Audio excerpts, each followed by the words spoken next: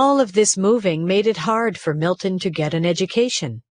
By the time he was 13 years old, he had attended 6 different schools. But Milton's father loved books and reading. He wanted his son to keep going to school. Milton's mother, Fanny, however, was more practical. She thought it was time for her son to learn a trade. Milton's mother and father came to an agreement. Milton would leave school and become a printer's apprentice. An apprentice is a young person who is learning a trade from a skilled person.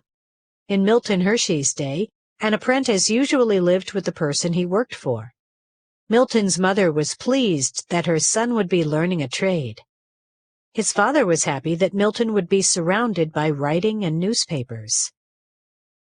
Young Milton attended this one-room schoolhouse called the Derry Church School. Unfortunately, Milton wasn't a very good printer's apprentice. After 2 years, Fanny Hershey found another job for her son. Milton would learn to make candy in Joe Royer's ice cream parlor and garden in Lancaster, Pennsylvania. Trade. A trade is a job or craft that requires working with your hands or with machines. Carpenters, electricians, mechanics, and printers are all people who have learned a trade. Henry and Fanny Hershey, Milton's parents. Milton liked candy making from the beginning.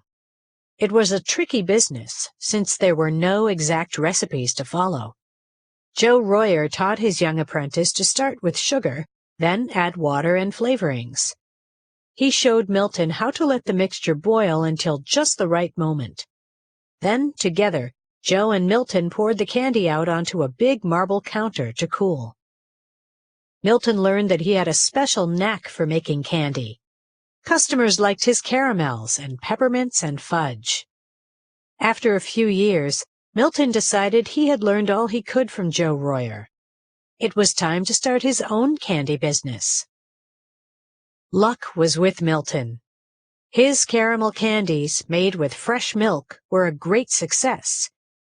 An Englishman was so impressed with the candies, he ordered a huge supply to be shipped to England. Milton knew the milk would keep his candy fresh even after weeks on an ocean liner. Before he knew it, Milton had more business than he could handle. He borrowed money from the Lancaster National Bank to buy more candy-making equipment. Milton had no trouble paying back the loan.